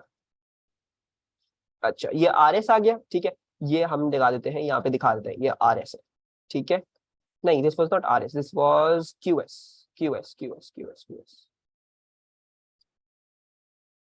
QS और उससे ऊपर वाला क्या था, उससे ऊपर वाला PR था, so this is PR and then this is PQ, ठीक है, वो तो हमें नजर आई है। अच्छा हमने PQ चेक करना था, QS चेक करना था और हमने RS चेक करना है बस अब, ठीक है। Let's also check RS। अच्छा ये इसको यहीं पे कर रहा हूँ। So if you have RS, so 4 ohm की जो वो है रेजिस्टर, दैट इज बेसिकली, इसको इस तरह से देखेंगे। to fix this up. So taking it over there, 4 ही आ रही है, ठीक है। 4 आ नहीं सकती वैसे तो क्या हो सकता है 4 आ रही हो, मे बी नॉट, पता नहीं, देखते। अच्छा सो हो सकता है 4 आ रही हो, आई एम नॉट श्योर। अच्छा और इसकी आर इफेक्टिव हो जाएगी क्योंकि because the 4 ohm is in parallel with 635, सो 1/4 plus 1/6 plus 5 plus 3 and then whole inverse. So 1/4 plus 1/6 plus 5 plus 3, answer की power -1. So we're getting a 3.11. अच्छा जी, and up. Okay, largest current कब आएगा? When you have the smallest resistance, right? You need the smallest resistance for this. So हमारे पास options PQ और RS के ही हैं। PQ RS में से देख लेते हैं किसकी जो है वो smallest resistance आ रही है। PQ की smallest resistance है 2.5, RS की smallest resistance है 4.5। नहीं, RS का था, did we do RS? RS ये है, RS की 3.11, ठीक है। So PQ is 2.5, RS is 3.11, most definitely हमें लोअर रेजिस्टेंस चाहिए तो PQ वाले ऑप्शन सही होंगे, RS वाले ऑप्शन गलत होंगे। अच्छा स्मॉलेस्ट करंट में you need the largest resistance, so you need to check PR and QS. So let's check PR और QS में से PR में हमारे पास 4.44 आ रही है, QS में हमारे पास 4.5 आ रही है। Definitely 4.5 is greater than 4.44, so QS would be the correct option. PR is wrong, so B is the correct answer. Kirchhoff's second law. What's Kirchhoff's second law? सबसे पहले तो ये बताओ। It's KCL, right? Sorry, Kirchhoff's second law is sorry, it's KVL. KCL तो first law था, ठीक है। तो KVL क्या बोलता है? एनर्जी कंजर्वेशन ऑफ एनर्जी पे बेस्ड है, बिल्कुल सही है। तो it's going to be B. अच्छा जी, now let's do this. Two cells are investigated using a potentiometer. At the balance point, cell X gives a reading of 44 centimeter and cell Y gives a reading of 70 centimeters. Okay, which statement is not correct?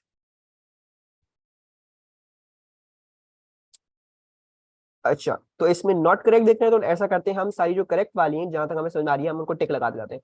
तो read option A, is option A correct?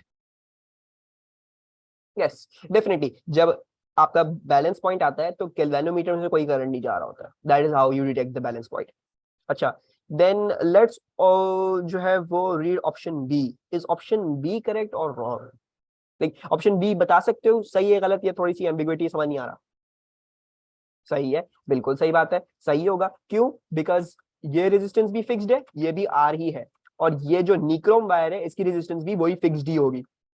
पूरे nichrome wire की बात कर रहा हूं, ठीक है, not some certain length, पूरे निक्रोम वायर। ऊपर वाला सर्किट क्या है? It's a battery, this resistance R and the whole nichrome wire and then going back to the battery, that is the ऊपर वाला सर्किट। ऊपर वाला सर्किट दोनों सर्किट्स में कांस्टेंट है, वही है, ठीक है। So there is absolutely no reason for the current to be different over here, ठीक है, बिकॉज ऊपर वाले सर्किट्स दोनों सेम है, so the currents in both resistors will be exactly the same, ठीक है। So definitely B is also correct. अच्छा then option C, is option C right और रॉन्ग? इसको आइडेंटिफाई कर सकते हो? अच्छा how about you read option B, can you से डी इज राइट और रॉन्ग? wrong है C, ठीक है. So Aman has gotten to the thing कि yes, in fact C is wrong and D is correct. अच्छा सा D explain कर देता हूँ. D क्यों correct है? The value of EMF of each of the cells X and Y is less than 6 volts because जो cell X है उसका जो वोल्टेज है वो 44 सेंटीमीटर पे आ जाता है और जो सेल Y है उसका वोल्टेज 70 सेंटीमीटर पे आ जाता है. ठीक है. Most definitely this is going to be less than 6 volts क्योंकि 6 वोल्ट्स पूरा जो है वो इधर इसके अक्रॉस है. 6 वोल्ट इसके अक्रॉस भी नहीं होगा, ये भी ड्रॉप है हमारा. तो कुछ और वोल्टेज है, ठीक है, which is definitely less than this thing जो पूरे निक्रोम वायर पे. फिर उसके बाद जो सेल एक्स है वो उसका भी 44 सेंटीमीटर है बस, और वो इसका भी सिर्फ 70 सेंटीमीटर. तो definitely D is also wrong, D is also correct. C is wrong. The electromotive force of cell X is larger than that of cell Y. नहीं, सेल X की छोटी होगी. क्यों? Because voltage is directly proportional to length. इसकी length जब छोटी है तो इसका वोल्टेज भी छोटा होगा, इसकी लेंथ जब बड़ी है तो इसका वोल्टेज भी बड़ा होगा. ठीक है, तो definitely C will be wrong. अच्छा, रीड दिस क्वेश्चन जल्दी से. रेडियो एक्टिविटी में बीटा प्लस बीटा माइनस करके जाना है, हर साल रिपीट होता है. इट्स लाइक वन क्वेश्चन जो आएगा. So it's like radio activity में ये चीज है कि 38 वाला अगर रेडियो एक्टिविटी का है तो दैट्स अमूमन alpha scattering, that's alpha scattering वाली एक्सपेरिमेंट. ठीक है. फिर 39 is relating to one of the decays. ठीक है, one of the decays I'm not sure कौन से decay, maybe all मतलब multiple decays alpha beta minus सब हो, तो it is decay वाला.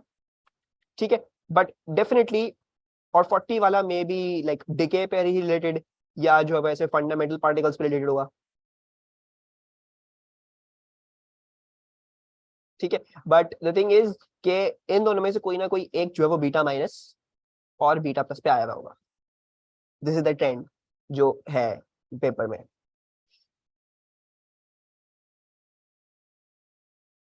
अगर 38 होगा तो अल्फा स्कैटरिंग पे होगा अगर होता है.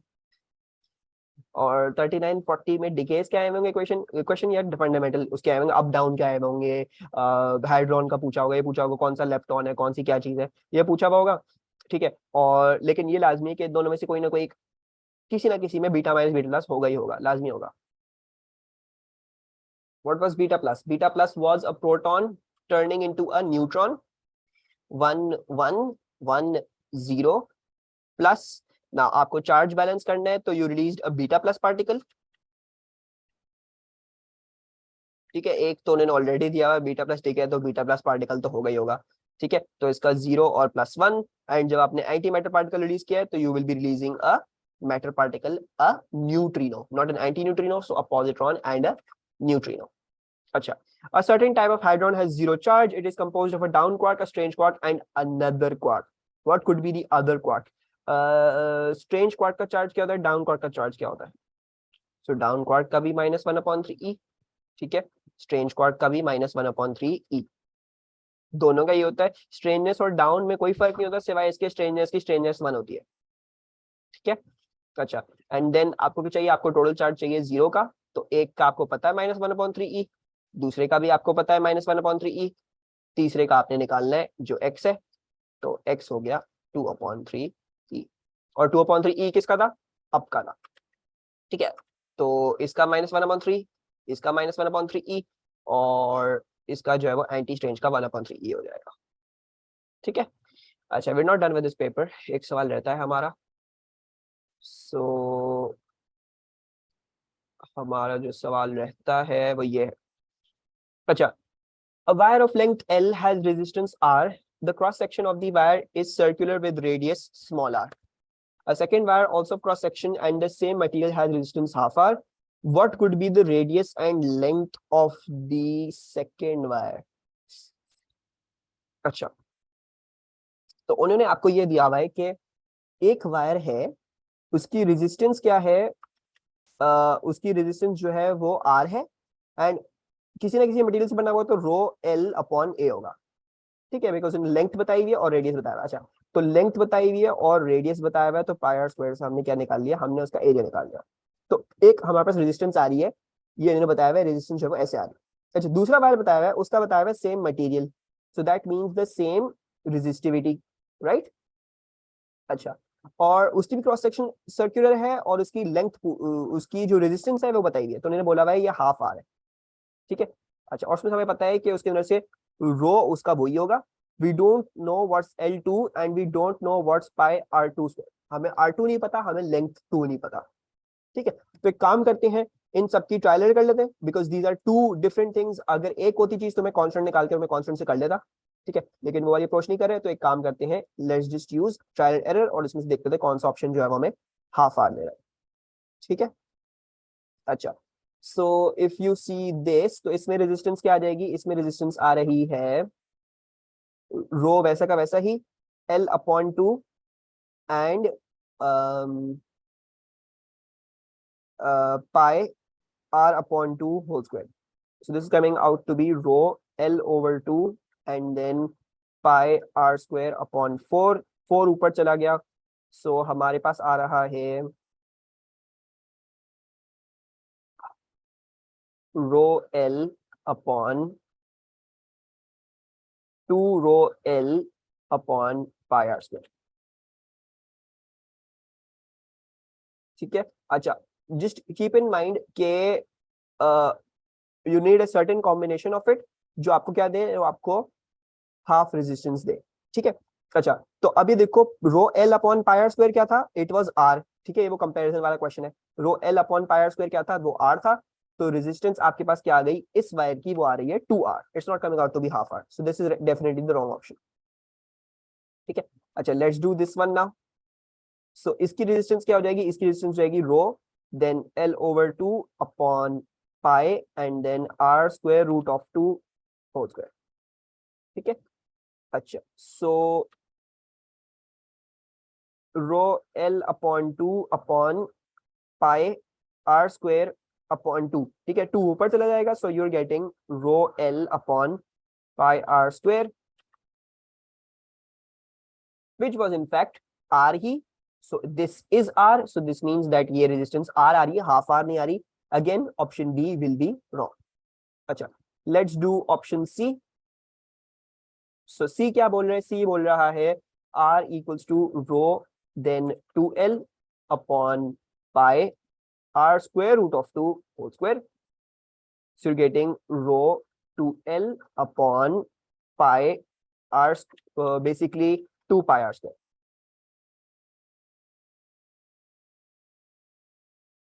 ठीक हो गया, एंड देन 2 ऊपर नीचे cancel and you are getting rho L upon pi R square.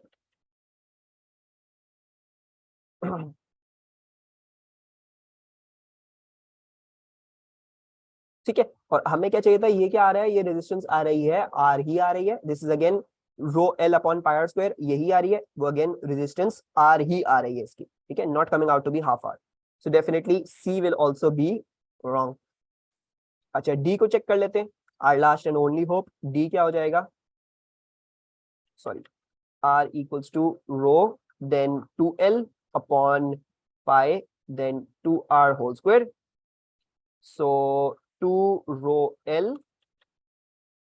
upon 4 pi R square, and I think we have finally found out our answer। ये हो गया, ये 2 हो गया, and this is basically rho L upon 2 pi R square।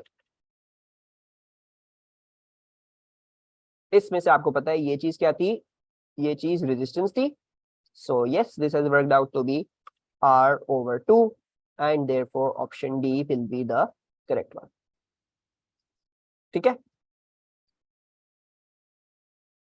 yes, trial error में ख्वारी करनी पड़ती है, but it's definitely going to be worth it। so that's your whole paper, खत्म पेपर।